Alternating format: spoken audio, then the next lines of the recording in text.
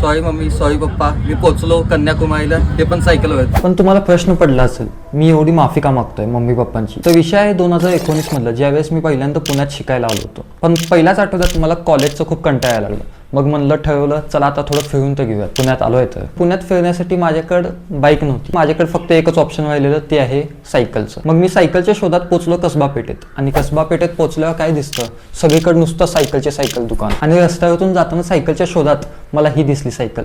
ही एका दुकानाच्या बाहेर थांबलेली शोकेसमध्ये.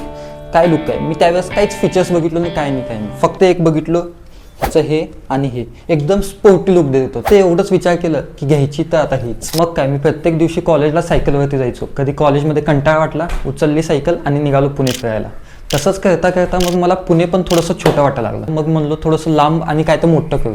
मग मी ठरवलं एकदम लांब जायचं तर एकदम शेवटच्या टोकाला जाऊ, कन्याकुमारीला. ते म्हणतात ना, प्लॅन ट्रिप्स होत नाहीत, तसंच झालं माझ्यासोबत. सेम नशिबाने गेम केलं आणि त्याच वेळेस पडलं. Cut to December 2025. मी एक दिवशी तिला पायऱ्या चढताना बघितलं, एकदम धूळ खात बसलेली, कपड्यांच्या खाली बसलेली.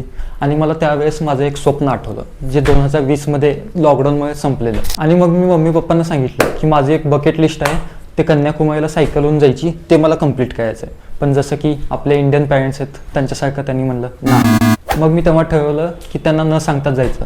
मग सायकल घेतली आणि सायकल घेऊन डायरेक्ट गोव्याला पार्सल केली. आणि ज्यावेळेस मी गोव्याला माझी सायकल पार्सल केलो, मला वाटलं सगळ्यात मोठं भाग संपलं. माझे मम्मी पप्पा उगीच काळजी करत होते. पण त्यानंतर जे घडलं ते सगळ्यात डेंजर होतं. पुढे बसलेल्या काकांनी विचारलं, तू एक सोल्जर आहेस का?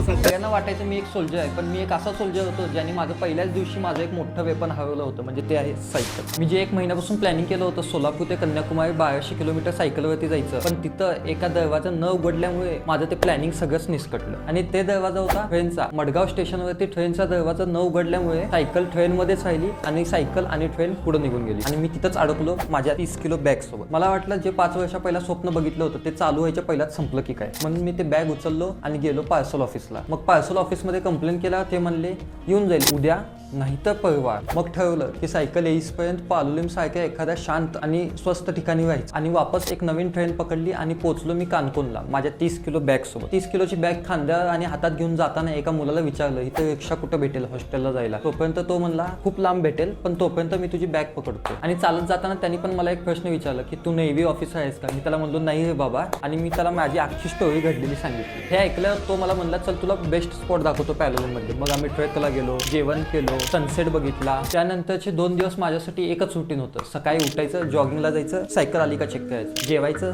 सायकल आली का चेक करायचं, संध्याकाळी सनसेट बघायचं, सायकल आली का चेक करायचं, वापस संध्याकाळी जेवायचं, सायकल आली का चेक करायचं. आणि दुसऱ्या दिवशीच्या सकाळी म्हणजे पहाटे 1 किंवा 2 वाजता मला त्यांचं कॉल आलं. मी त्यांचं कॉल उचललं नाही म्हणून मेसेज टाकले की तुमची फायनली सायकल आली आहे. मग काय, ते मेसेज बघितल्या मी माझी बॅगा भरलो आणि निघालो स्टेशनकडे माझी सायकल घ्यायला. माझा आत्ता खरा प्रवास चालू झाला होता. पण ते म्हणतात ना, एक दरवाजा बंद झालं की एक दरवाजा ओपन होतो. तसंच एक प्रॉब्लेम बंद झालं की दुसरा प्रॉब्लेम माझी वाटच बघत होता.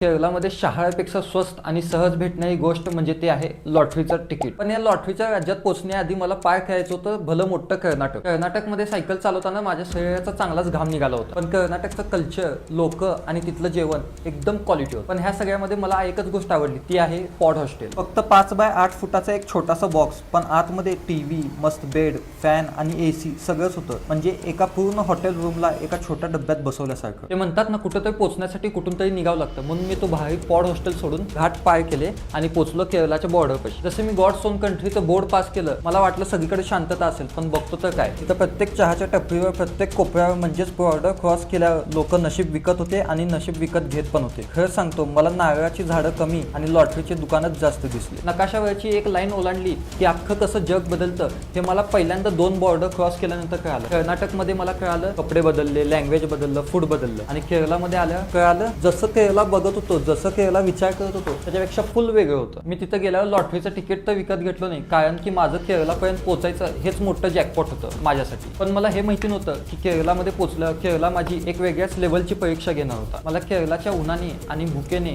एक चांगलीच परीक्षा घेतली. अनोळखी गावात जिथे मला त्यांची भाषाही येत नव्हती, पण मला तिथं कसं देव समान माणसं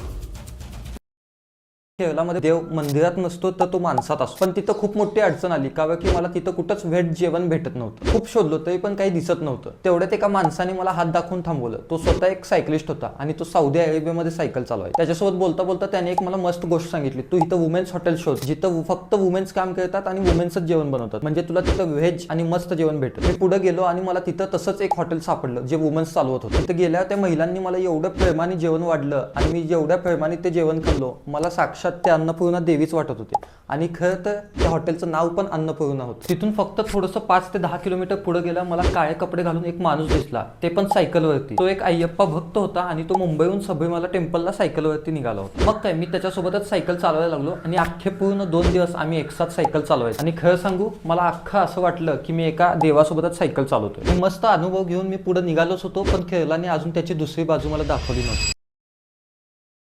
35 डिग्रीच्या उन्हात थंड पाणी मागितलं तर भेटलं गुलाबी आणि गरम पाणी, पण ते आयुर्वेदिक होतं आणि तहान लगेच भागली. तिथलं फक्त पाणीच नाही तर रस्ते पण युनिक आहेत. मी हायवेच्या ट्रॅफिकला कंटाळून मी अलेपीच्या बॅकवॉटर्स कडे गेलो आणि बघतो तर काय, सगळीकडे नुसतं बोटच बोट, रस्ता कुठंच नाही. कुठं जरी जायचं असेल तर बोटच यूज करायचं. पाण्यावरचं ते शांत जग पाहून मला खूप मस्त वाटलं, कारण की तिथं कुठंच रस्ता नसल्यामुळे तिथं गाड्यांचं हॉर्नचं ते आवाज येणंच बंद झालं. जेव्हा मी अलेपीच्या बॅकवॉटर्स सोडून त्रिवेंद्रमला पोहोचलो तर तिथं अजून 2 गोष्टी युनिक होत्या. तिथली पहिली गोष्ट म्हणजे पद्मस्वामी टेम्पल. तिथं आतमध्ये जाण्यासाठी कंपल्सरी लुंगी नेसावीच लागते. आणि तिथलं सेकंड युनिक थिंग म्हणजे तिथली इंडियन कॉफी हाऊसची बिल्डिंग. त्या बिल्डिंगची युनिक गोष्ट सांगायची म्हणली तर ती 2-3 मजली आहे, पण आतमध्ये एक पण स्टेअरकेस नाही, फक्त रॅम्प आहे, असं गोल गोल गोल वरती चालत जाईल. आणि तिथले वेटर्स म्हणजे एकदम ब्रिटिशकालीन वेटर्स सारखे कपडे घालतात अजून सुद्धा, एकदम पंखेवाली टोपी आणि व्हाईट कपडे, ते कोमट गुलाबी पाणी, पाण्यावरचे घर, लुंगीची सक्ती आणि बिना स्टेअरकेस वाली बिल्डिंग. अजून काय पाहिजे ट्रॅव्हलरला. खरंच केरळाने मला एकदम वेगळ्या दुनियेची सफर घडवली आहे. हे सगळे अनुभव घेऊन मी निघालो होतो पुढं, पण आता आला होता माझा शेवटचा टप्पा. पण नशिबाने म्हणलं एक शेवटची टेस्ट घेऊया, ती आहे पावसाची.